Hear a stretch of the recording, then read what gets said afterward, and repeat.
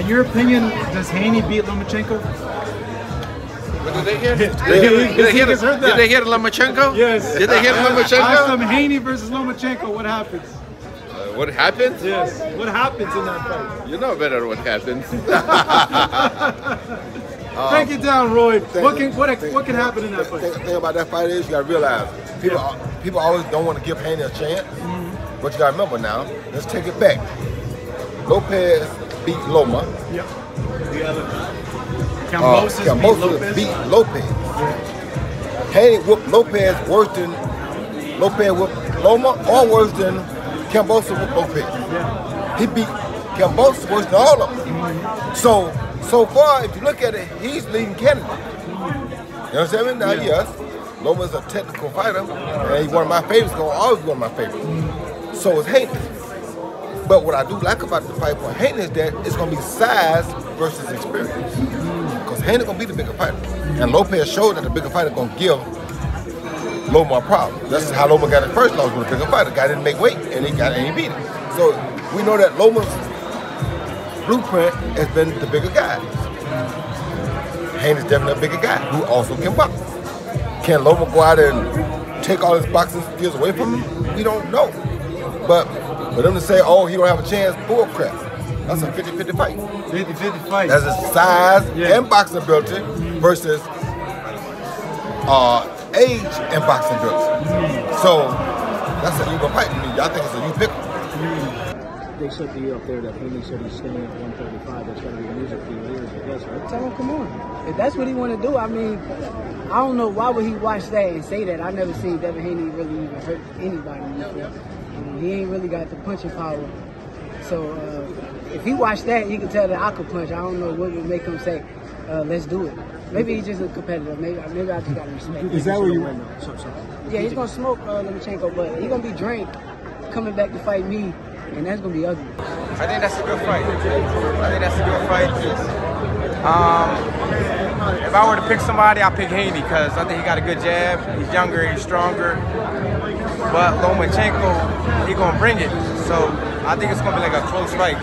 What a difference 2 years makes. I can see Loma winning too though, but I'll give the edge to the younger fighter. What does that say about the fight game, how things change so rapidly? 2 years ago, Lomachenko basically indestructible in the minds of the fans. Right. Now he's a huge underdog here in the swell of Vegas. Nobody thinks he's got a chance versus versus Devin. That's how the game. That's how the game is. You know what I mean? It switches quick. But I don't think he's a huge underdog though. It's gonna be a close fight. He gonna come to rumble. I'm telling you, it's not gonna be easy. I would favor Loma. You know, he has a lot of experience. I don't know if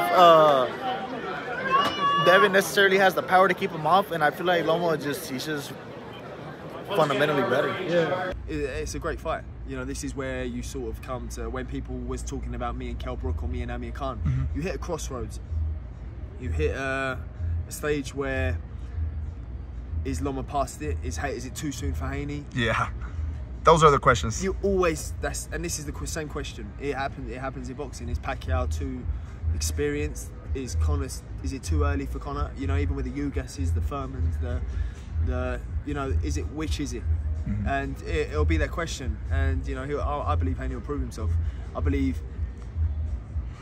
Loma will have a hard time getting past the jab. That's gonna be a tall order for Lomachenko. You know, Lomachenko got some little cute moves, fancy footwork. But at the end of the day, I don't see him dropping no bombs on these guys, bro. All that pity pad boxing is gonna be cool. We're gonna have to put some leather on these guys, bro. You know what I mean? If you're trying to do some damage like that, and everybody say Haney can't punch, that's you know, that's what they say. But you know, I want to see that fight. If Haney can get by Lomachenko, bro, and you got Shakur Stevenson out there too, bro, the lightweight division can be great for years to come if we can get these fights made. And I think with Ryan making this fight and Davis making this fight, it could be something that these young guys want to start doing. You know, making these type of legendary matchups that these guys can become legends sooner than later. And that's what we want to see, man. Speaking of Devin Haney, last fight under contract with Top Rank, obviously you guys are going to want to go ahead and bring him back, but how do you see his fight with Vasiliy Lomachenko? Yeah, I think he wins comfortably. You know, I mean, when we were working with Devin, we tried to make that fight 2 years ago, 3, and it was a much tougher fight then than it is now. But I think Devin's proven himself as a fantastic talent. So's Lomachenko. But when you've had 400 amateur fights, when you've been so inactive, when you've had the big shoulder surgery, I don't see him winning many rounds against Devin Haney. I mean, I may be wrong, but Devin's very smart. He's very long. He won't be trying to, you know, mix it up and go to war with Lomachenko. He'll try and pick his spots. He'll be in and out with speed, and I expect him to win the fight comfortably. So, okay. So, you know, I just, not odd, but it's like, I think of Lomachenko, and I don't know if I'm stuck in a time machine, and I still think of him as like the Loma from like 3-4 years ago. Like, is it that apparent that he's that much older now to you and everyone else? Or is it just like we're completely like just missing the point with Lomachenko? Unbelievable fighter. I mean, still one of the top fighters in the division. Just a little bit older, more war-torn, more injuries, not much momentum. I mean, if you look at the last couple of fights, I mean, it was obviously Lopez, he lost against Tiafimo, then the surgery, then came back. Was it Nakatani or yes? It's okay. Like, yeah, dealt with him quite. Yeah, but you know, these are quite low-level guys. Like, look, I don't think it's like a mismatch. I think Lomachenko is a pound-for-pound great fighter. I just think Devin's momentum at the moment and his speed and his skill will allow him to deal with him quite comfortably. Yeah, it's going to see if interesting to see how he does with the weight cut, because I know with it's always tough. I mean, I think that Devin's a meticulous professional, and sometimes when we had him in fights, the fights when they weren't that big, you'd see the difference where he'd maybe been a little bit less disciplined, even though he's super disciplined, than he was for like a Linares or a Jojo Diaz when we had him, and then obviously when he goes into the other fights. He'll make sure that he makes this weight well, but it is a struggle. And he's been at 135 a lot longer than I expected him to be. But his value is that he's undisputed champion.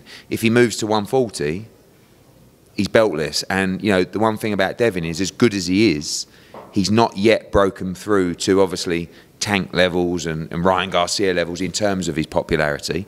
But he's undisputed lightweight world champion, and he's a tremendous talent. This is a fight that a lot of fans have wanting to see, particularly Haney fans, because of the situation that happened a few years ago where Lomachenko opted to go ahead and fight Teofimo Lopez. You putting this fight together, what's the general feeling amongst both of them coming into this fight, Bob? Well, they both want to win, and they're both terrific fighters, and they'll prepare accordingly. So, I mean, as a fight fan, I can't wait to see this fight. In terms of legacy for both, is this the type of fight that's like really sets one or the other apart, or is it something like where Lomachenko's legacy, it's already made, this is just extra? Well, you know, again, how history is going to write this, I don't know, but certainly it's a big fight for each of them, and they're treating it accordingly. When you look at the fight, Bob, given Vasiliy had a very hard time in his last fight, and a lot of people have maybe, I don't want to say question or are wondering, is this the same Vasiliy Lomachenko, or did what happened in Ukraine in age, is it starting to creep up with him now? You seeing him, do you feel that in a way it is affecting him, or it is creeping up on him? Well, certainly the situation in Ukraine has had an effect, and why wouldn't it, you know? I mean, you know, he's been asked to defend his country, and, you know, war is war, and his home and his family are 10 miles north of Odessa, which has been bombed by the Russians. So, I mean, that has to affect him. He's been in uniform. He's put a gun on. So that always has to be in back of his mind. How that's going to affect him now that he's looking to be the unified, undisputed lightweight champion, you'd have to ask him. But, you know, I love Loma. I think he's a real Ukrainian patriot. And he's going to give it all he can. Do you think age is affecting Lomachenko, or is it was just a tough fight, that last fight that he had? You know, you don't know, because again, you know, he left Ukraine to do the fight, and he came here, but his mind had to be back in Ukraine, because, you know, he never knew when a missile would take out his home and so forth. You know, anybody in his place has to be under a strain based on what's happening on the ground in his country. What do you think is the most challenging thing about Lomachenko's style? You know, he has experience, ring generalship. I know he's training for a dirty fight, a scrappy fight. You know, he wants to, you know, get in and get as dirty as possible on the clinch. You know, that's what I've heard that he's training for. So we're just preparing for whatever he brings to the table. But we know the type of fight that he wants. Devin, it seems like not that long ago, you know, Lomachenko was a champ. He was a man to beat, the guy of the division. You know, on top of most people's pound-for-pound list, obviously he took that loss. What do you think has changed, though? Because it seems like so many people are overlooking him after his return. Yeah, I mean, I think just because, you know, his last performance wasn't his best performance. He went in there and, you know, he showed, like, you know, he was aging, but he also was out of a war. You know, I'm sure a lot was on his mind. But we just got to see. We're preparing for the best Loma on that night. We're watching his best performances. And even before he showed flaws or showed anything, I was still calling Loma out years and years ago. What would you say? How does it feel? How does it feel to fight Lomachenko as the undisputed champion? Yeah, legacy fight. It's a fight that you've been wanting forever. Man, it's a blessing. You know, I'm happy that, you know, finally I get my shot at it. You know, tables have turned. It feels good that tables have turned. That now I'm the guy. I'm the guy giving him the shot. And I'm happy that I get to prove myself. I told him to fight me then because eventually, you know, the longer he waits, the worse it will get. And I think it's just a very, very bad time for him to fight me. There's a lot on him saying in his mind he's undefeated, or he feels like, you know, he has delusion. He's fucking delusional. He lost not once but twice. And Tio beat him clear. The fight with Salido was close, but Tio beat him clear. I don't care what he says. He can say about an injury or whatever the fuck he want to say. At the end of the day, he came on late in the fight, but you had the injury the whole 12 rounds. He went in there, he fought scared, and he lost versus Tio. So I don't want to hear shit about he only got one, or no, he said he had no losses or something. Yeah. Undefeated, yeah. Man, that nigga ain't undefeated. He lost twice. He gonna lose again on May 20th. Thank you so much for watching this video, and make sure to subscribe for more videos of your favorite fighters over here on Fight Up TV, and give us a follow online as well at Fight Up TV on Twitter and on Instagram. We appreciate it, guys.